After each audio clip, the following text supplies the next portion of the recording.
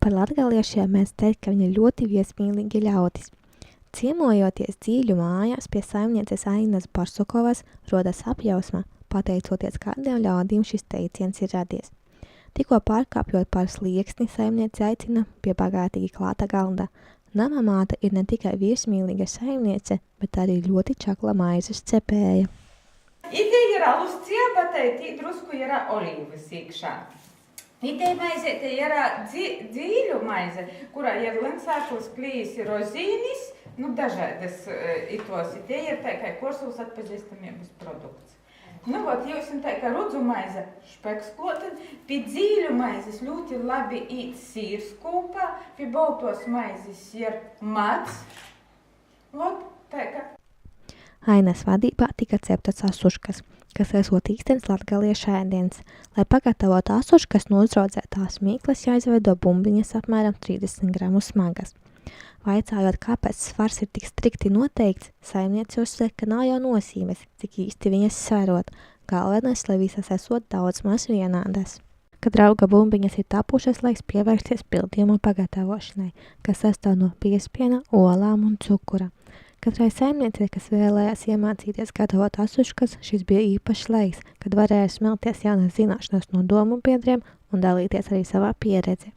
Tomēr vislielākā padomdevēja šajā dienā bija pati nama saimniece. Viņas vadībā tika dotas stingras instrukcijas, izveidotās bumbiņas izlīdzināt par aplīšiem un bagātīgi piepildīt ar biespiena pildījumu. Paralēli sniegtajiem padomiem saimniece dalīja savā gatavošanas pieredze. Gan siltums, gan mitrums ir ļoti liels. I ka tolka man tata, ka tie krosnis, es mitrumu uzstodies, ja korstumu uzstodies, man viena maize augūtru korstos līku iekšā, i viss man noteikti raudzietava stroda, ja bļaun, kā troks, es nevaru saprast, ko ja nu mani grib, ko ja bļaun, viss tā kā normāli, es attaisu, nevaru saprast, ko ja bļaun. Potom, kā es attaisu, tīnīts teic pārsīt, ja es saku, tu man esi uzstodies 30 grādus, ja ībūdus, ja korstu maizi, kas ir 100 grādu vairāk korstu, ir audzietuva, ir vairāk nekā 100, ja nespēja atdzīsēt, ja viņi silda, ja es saku, ka man jau ir par korstu pašai, ka tā nevar.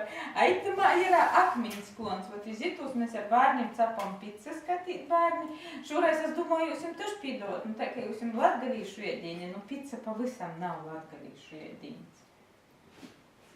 Lai gan iz maizes izcepts viss kaut kas salikts. I tāpat, ka pieaugušie brauc, i tas vienmēr saku, cepsim pizzas ar zilu sīru i bumbierim. Tad vienmēr saka, davai nā. Es vienmēr saku, davai dā. Potom atzīst, ka ir viena no garšīgāko. Jerkam pavisam negaršai saka, nā. Labākie daļai tā. Vērtējot gala veikumu, saimniece Aina atzina, ka viņas viešņas ir ļoti labi pastrādājušas. Noslēgumā, lai asuškas pienācīgi varētu likt uz saklātā galda un cienāt viesus, tās jāpavāra īpašā mērcītē, kas sastāv no sviesta, piena un saldā krēma. Kad tas paveikts, asuškas ar mērci piepilda bļodiņas un var sākt ļauties neatkārtojamam garšas baudījumam.